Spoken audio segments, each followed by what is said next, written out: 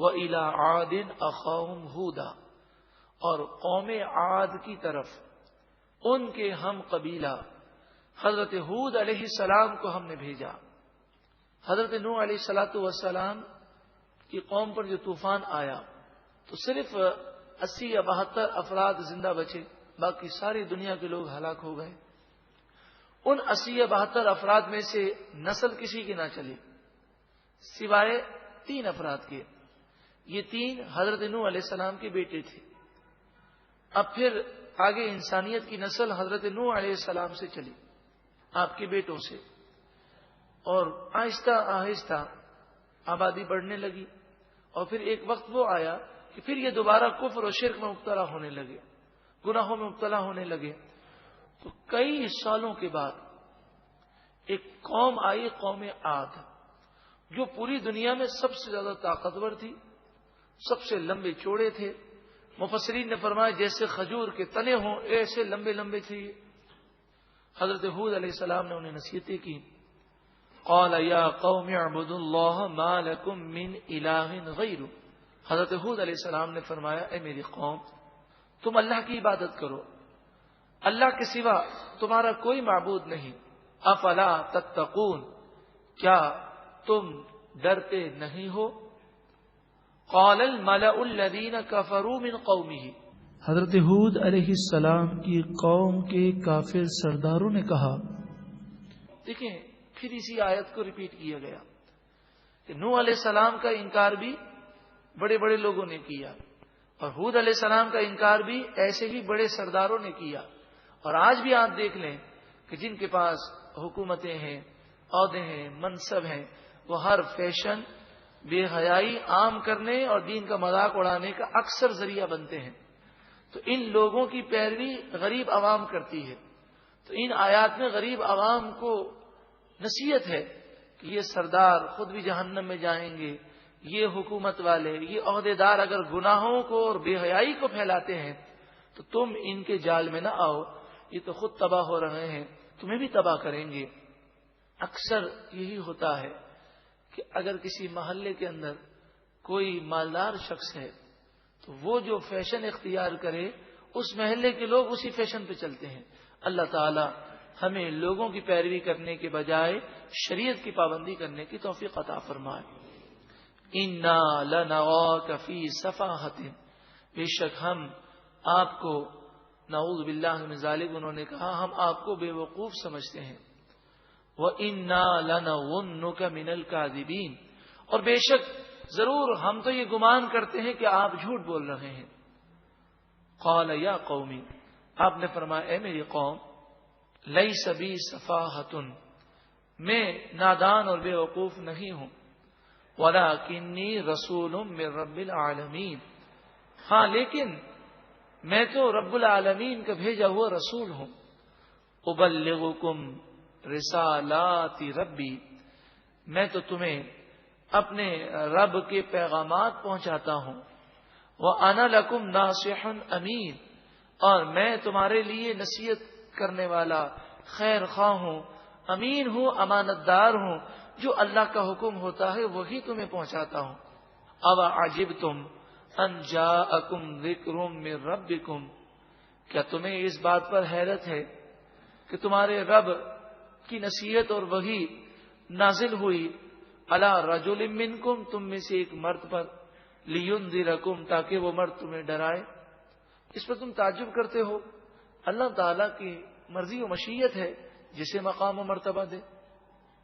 وَاذْكُرُوا إِذْ جَعَلَكُمْ خُلَفَاءَ مِنْ بَعْدِ قَوْمِ نُوحٍ، اور تم یاد کرو کہ جب قوم نوح کے ہلاک ہونے کے بعد اللہ نے تمہیں زمین پر خلافت دی، یعنی زمین پر تمہیں حکومتیں دی گئی، تم زمین پر اب بس رہے ہو۔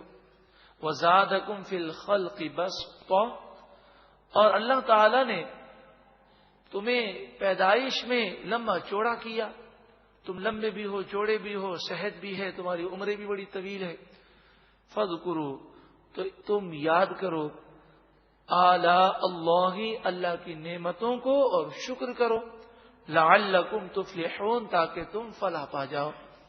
قالوا، وہ بولے، کافر بولے اجئتنا لنعبد اللہ وحدہ، کیا آپ ہمیں یہ سمجھانے کے لیے آئے ہیں کہ ہم صرف ایک ہی اللہ کی عبادت کریں؟ وَنَذَرَ مَا كَانَ يَعْبُدُ آبَاؤُنَا، اور ان بتوں کو چھوڑ دیں کہ جن بتوں کی پوجا ہمارے آباء و اجداد نے کی۔ فَأْتِنَا بِمَا تَعِدُنَا إِن كُنتَ مِنَ الصَّادِقِينَ، تو آپ جس عذاب سے ہمیں ڈراتے ہیں وہ عذاب لے آئیں اگر آپ سچے ہیں۔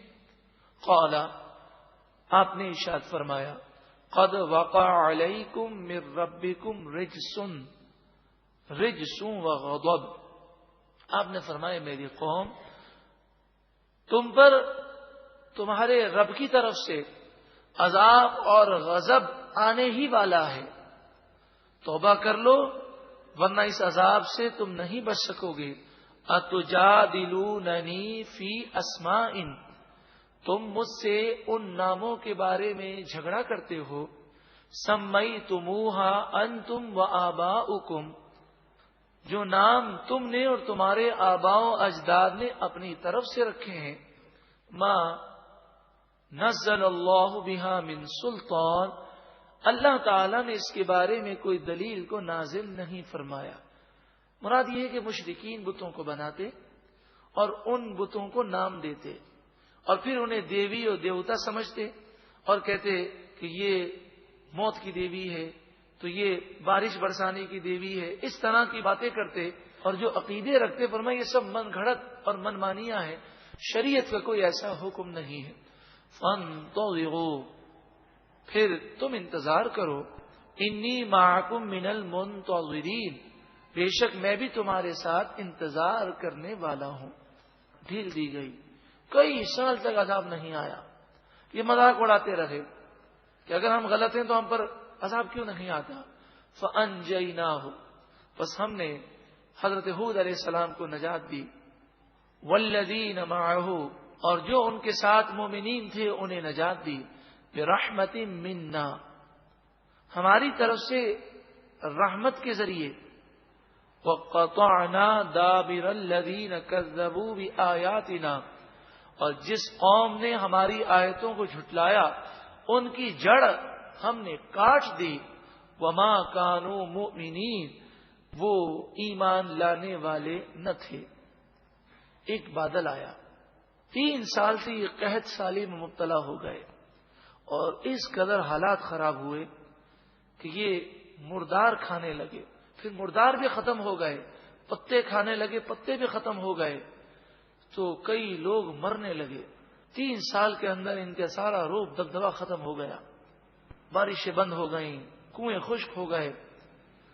پھر ایک بادل آیا، وہ بادل جو ہے کالا بادل تھا، انہوں نے یہ خیال کیا کہ یہ بادل بارش برسائے گا، لیکن اس بادل کے آنے پر خوشیاں منا رہے تھے، اچانک سے تیز ہوا چلنی شروع ہوئی اور ہوا میں اس قدر تیزی آئی کہ یہ چیزوں کو اٹھا اٹھا کر پھینکنے لگی۔ ان کے اونٹ اس ہوا میں اچھلنے لگے تو یہ گھروں میں گھس گئے، دروازے بند کر لیے کہ کہیں کوئی چیز اڑ کر ہمیں نہ لگ جائے۔ تو ہوا اور تیز ہوئی اور ان کی کھڑکیوں کو، دروازوں کو اس نے توڑ دیا اور ان کو گھروں سے ہوا نے نکال کر زمین پر پٹک پٹک کر انہیں ہلاک کر دیا۔ زمین ان کی لاشوں سے بھر گئی۔ اللہ تعالیٰ نے پرندوں کو بھیجا، پرندوں نے ان کی لاشوں کو اٹھا کر دور سمندر میں پھینک دیا۔ یہ ظالم قوم کا انجام ہے۔ وَإِلَىٰ عَادٍ أَخَاهُمْ هُودًا، اور قوم عاد کی طرف ان کے ہم قبیلہ حضرت ہود علیہ السلام کو ہم نے بھیجا۔